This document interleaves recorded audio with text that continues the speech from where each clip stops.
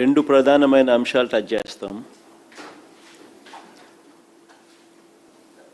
Touch చేయాల్సిన సబ్జెక్టులు ఇంకా చాలానే ఉన్నాయి కాబట్టి మళ్ళీ నెక్స్ట్ వీక్ కూడా మళ్ళీ ఈ ప్రెస్ కాన్ఫరెన్స్ మళ్ళీ కంటిన్యూషన్ కూడా మళ్ళీ చేస్తాం.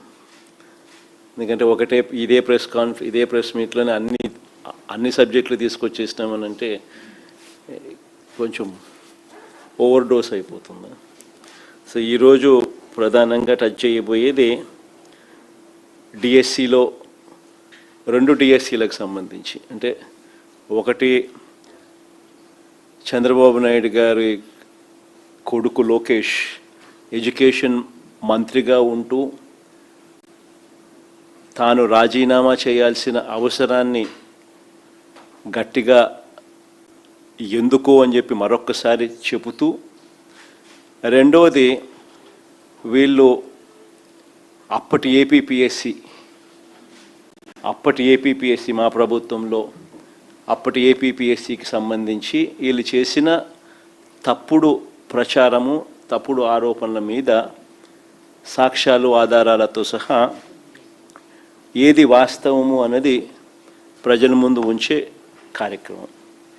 ఈ 2 సబ్జెక్టుల మీద కూడా, ఎందుకనంటే ఈ 2 సబ్జెక్టులు కూడా అసెంబ్లీలో ఈ మధ్యకాలంలోనే నిన్ననో మొన్ననో సుదీర్ఘమైన అబద్ధాలతో కూడిన ప్రసంగాలు, అడ్డుకోవడాలు ఇవన్నీ కూడా జరిగిన నేపథ్యంలో ఈ రెండింటికి కూడా సమగ్రమైన సాక్ష్యాలు ఆధారాలతో ప్రజల ముందు ఉంచే కార్యక్రమం చేస్తాం. ఇక నెక్స్ట్ వీక్ వచ్చేసరికి బీసీల రిజర్వేషన్ల అంశము, రాష్ట్రంలో వ్యవసాయం, కరువు, సంక్షోభం, వీటికి సంబంధించిన విషయాలు, విచ్చలవిడిగా పోలీసులే గంజాయి అమ్మడం, పోలీసులే గంజాయితో దొరకడం, ఇటువంటి సబ్జెక్ట్స్ అన్నీ కూడా మళ్ళీ రేపు బుధవారం, నెక్స్ట్ బుధవారం మళ్ళీ వీటికి సంబంధించిన ప్రెస్ మీట్లో మళ్ళీ వీటికి సంబంధించిన విషయాలు అడ్రస్ చేస్తాం. ఇంకా డిఎస్సికి సంబంధించి ఈరోజు మొదటిది సబ్జెక్టు లోకేష్ అనే వ్యక్తి ఎందుకు రాజీనామా చేయాలి, సిబిఐ ఎంక్వైరీ అన్నది ఎందుకు వేయాల్సిన అవసరం ఉంది, దీనికి సంబంధించి డిఎస్సి విషయంలో,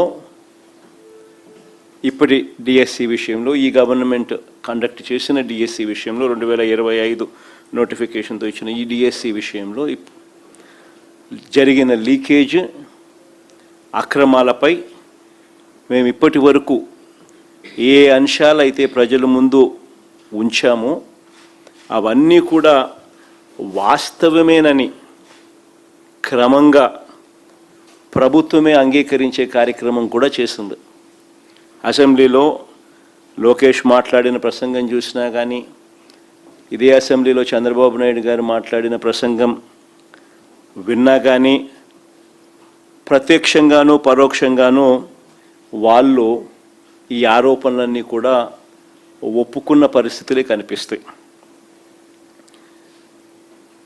తప్పు చేశారు అని క్లియర్ కట్గా కనిపిస్తూ ఉన్నప్పటికీ గింజుకుంటారే తప్ప ఒప్పుకొని సిబిఐ ఎంక్వైరీకి మాత్రం ఆర్డర్ ఇవ్వరు.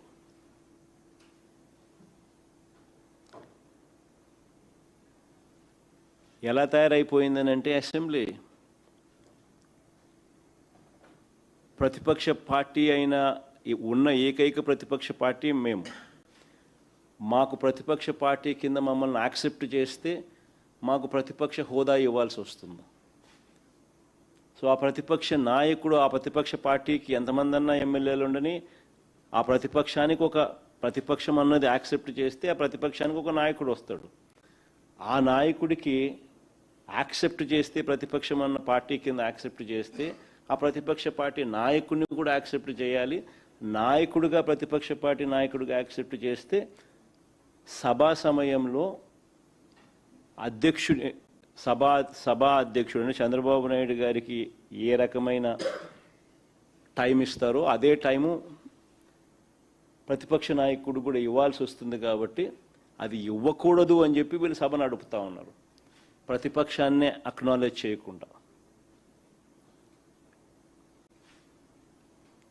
ఇలాంటి పరిస్థితులు అసెంబ్లీలో ఎలా జరుగుతూ ఉందంటే, ప్రత్యర్థి జట్టు లేని చోట బౌలింగు ఫీల్డింగ్ కూడా లేకుండా తండ్రి కొడుకులు ఇద్దరు మాత్రమే బ్యాటింగ్ చేస్తూ ఉన్నారు.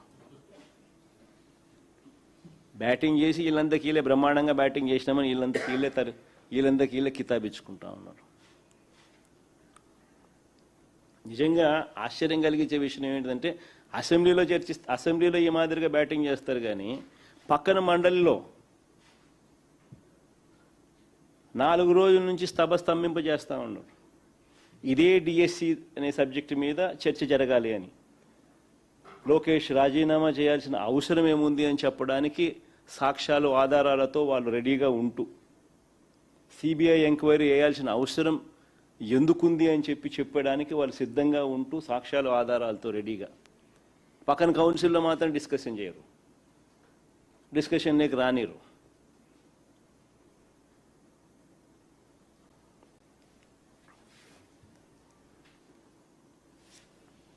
కౌన్సిల్లో ఎందుకు వీళ్ళు ఒప్పుకోరు చర్చ జరగడానికి అని అంటే, దానికి కారణం తప్పులు జరిగాయి కాబట్టి. అది ఎక్కడ సాక్ష్యాలు ఆధారాలతో సహా బయటపెట్టే పరిస్థితి కనిపిస్తుందేమో అని చెప్పి సిబిఐ విచారణ చేయాల్సిన అవసరం ప్రస్ఫుటంగా అందరికీ కూడా తెలుస్తుంది కాబట్టి, లోకేష్ రాజీనామా చేయాల్సిన అవసరం ప్రతి ఒక్కరికి కూడా తేటతెల్లంగా కనిపిస్తుంది కాబట్టి.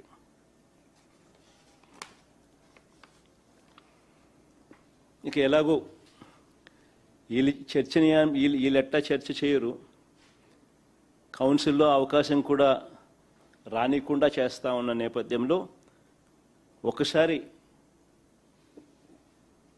నాణ్యానికి ఇటువైపున ఎందుకు లోకేష్ అనే వ్యక్తి రాజీనామా చేయాల్సిన అవసరం ఉంది, ఎడ్యుకేషన్ మంత్రిగా ఉన్నాడు కాబట్టి, ఎందుకు సిబిఐ ఎంక్వైరీ అవసరం ఉంది ఈ సబ్జెక్ట్ మీద అన్న వివరాలు ఒకసారి వెళ్దాం. పాయింట్ నెంబర్ 1, క్లుప్తంగా పాయింట్ల ప్రకారమే పోదాం, క్లుప్తంగా చెప్తాను పాయింట్ల ప్రకారమే. పాయింట్ నెంబర్ 1, డిఎస్సి పరీక్షల ప్రశ్నల తయారీ. డిఎస్సి పరీక్షల ప్రశ్నల తయారీ ఒక అంశం, పరీక్ష నిర్వహణ అన్నది రెండో అంశం. ఈ రెండు కూడా ఒకే అధికారి చేతిలో పెట్టినట్టు లోకేష్ స్వయంగా యాక్సెప్ట్ చేస్తాడు. అసెంబ్లీలోనే యాక్సెప్ట్ చేయడమే కాకుండా తప్పేముంది అంటూ దబాయించినాడు. తప్పేముంది అని అంటూ ఏకంగా దబాయించినాడు. ఒకసారి ఆయన అన్న మాటలు కూడా ఒకసారి ప్లే చేద్దాం, ఒకసారి వినండి ఒకసారి అందరూ కూడా. ప్లే చేయమా ఒకసారి. ప్రభుత్వ ఉద్యోగం ఇచ్చిన ఘనత ప్రజాప్రభుత్వం అధ్యక్ష.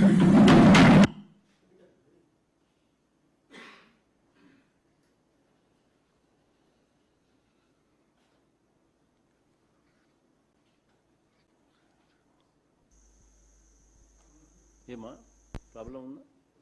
విజయాన్ని పివి సింధు గారికి ప్రభుత్వ ఉద్యోగం ఇచ్చిన ఘనత ప్రజాప్రభుత్వం అధ్యక్ష. మీరు సెట్ చేసుకోండి అందులోపల. డిఎస్సి పరీక్షలకు అవసరమైన ప్రశ్నల తయారీ అనేది ఎస్సీఈఆర్టీ డైరెక్టర్ బాధ్యత. ప్రశ్నల తయారీ అనేది ఎస్సీఈఆర్టీ డైరెక్టర్ బాధ్యత.